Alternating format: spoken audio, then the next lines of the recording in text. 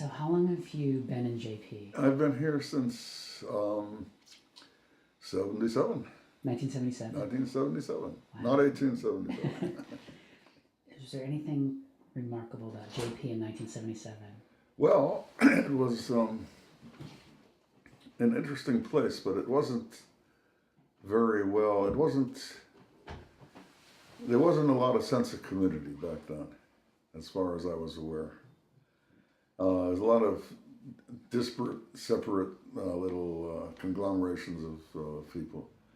So that's a little different from its present way, but it was nice. It was okay. What do you remember about your first day? About Your first day in JP? well, First day.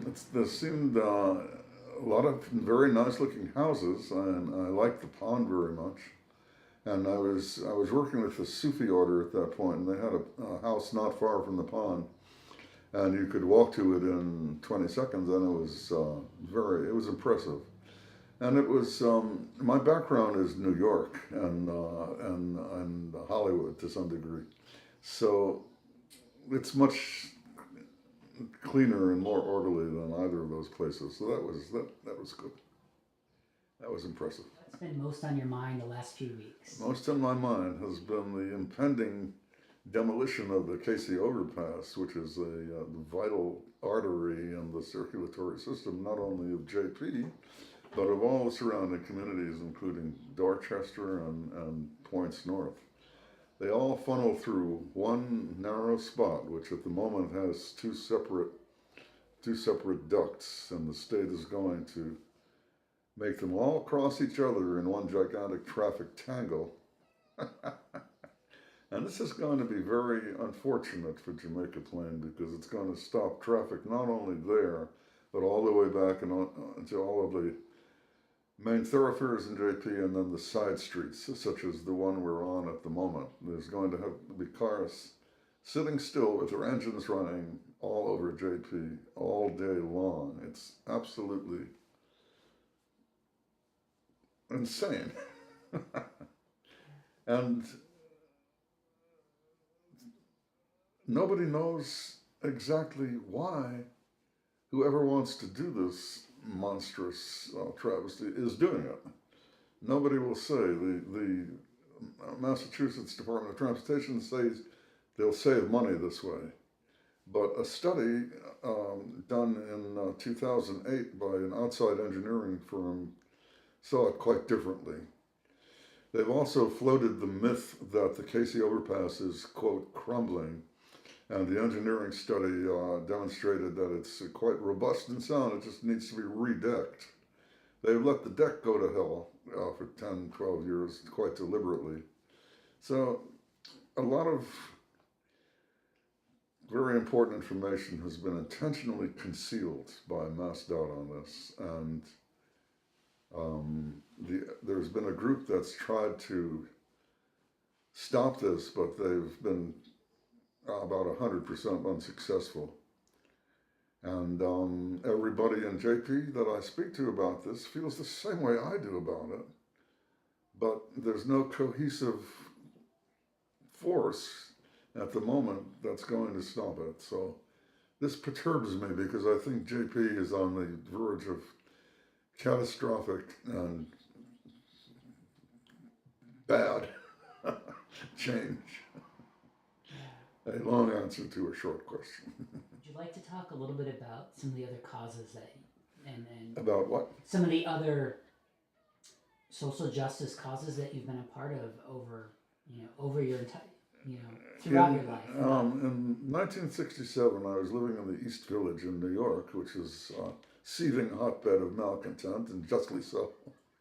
And I was writing occasionally for a newspaper called the East Village Other, and they sent me to interview a guy named Dana Beale, who was part of an anarchist collective. And they had a storefront. So I came with my cassette recorder and my notebook, and Dana was a nice-looking, rather diminutive sized individual, which is significant in the context of what happened. And he was eating, I remember he was eating his cabbage soup, the very image of a 19th century Russian anarchist, when in through the front door came two very large men, both of them well over 6 feet, and immediately made over for Dana and attacked him and started beating on him. And I couldn't believe what was happening. And people started yelling, the pigs, the cops. And then one of them started to really go after him hard and the other one pushed him under the table, I think to protect him from the first one. And after a little more of this, they handcuffed him and took him away. And I was just outraged. We were all shocked, you can imagine, and outraged. And that was the day before Xerox. And they had a little blue ink mimeograph machine. And I borrowed their typewriter and wrote up a quick summation of what had happened for want of anything else to do. And they printed 50 at a time, and then I wrote another stencil up and the same thing, 50 at a time. And then I went and gave them out in Tompkins Square Park, which was the big park in the center of that area. And people read them, and people responded to them, and people asked questions about them. I didn't feel that it had done very much good, but I kept going back to the anarchist shop and printing more. Then I found out that night in that very park was to be a concert by the Fugs, F-U-G-S, which was a rock group. Two widely published writers, Ed Sanders and Thule Kupferberg, and three musicians had this rock group, and it was very popular. Sanders had his face on the front of Life magazine, and I'd given concerts there myself, so I knew how to get onto the stage, and I sat with a few select individuals right on the stage listening to the Fugs, and I'm looking out at the sea of faces. The place was packed with white hippies. You could smell the soap. They'd all spruced up so neatly, it was in the air, and the Fugs were wildly popular. Somebody handed toward the end, and energy was building, somebody handed Kupferberg a copy of the thing I'd written. And he said, does anybody, because part of their outlook was very anti-war, this was during the Vietnam War, and what an outrage that was. And he said, does anybody know anything about this? And I said, well, I wrote it. And so he had me come up to the microphone.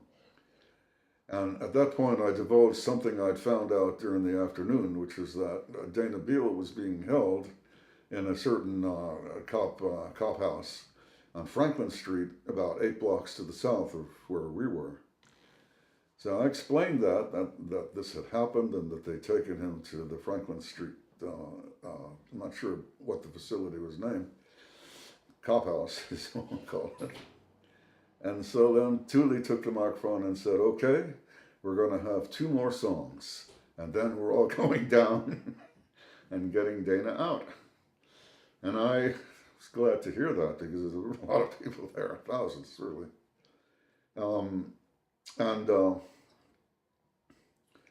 When the second and last song was winding down, even before it was finished, people started running. And the time I got down there, it was like the streets were full of a crowd of hippies, the time I got down there, there was an impressive number of people sitting around there. It must have been, 2,500, something like that. And a chant had arisen, let them out, give them back. And they did. And he was released, and so we carried him off on our shoulders, and that was a wonderful day. That's the one I remember the clearest. But of course, that was a small one. There were gigantic demonstrations going on all the time. I had a Renaissance sacred choir, and we sang at many of these demonstrations, and we gave out sheets which would have the music we're singing on one side and then pictures of the wounded children on the other, stuff like that. Wounded children from where? Of Vietnam, of North Vietnam. And pictures like that. There were, the one I'm thinking of with it's even hard to say it, the baby with a bullet wound in its head, the shrapnel wound. 2 printers refused to print it until we found one who didn't give a damn.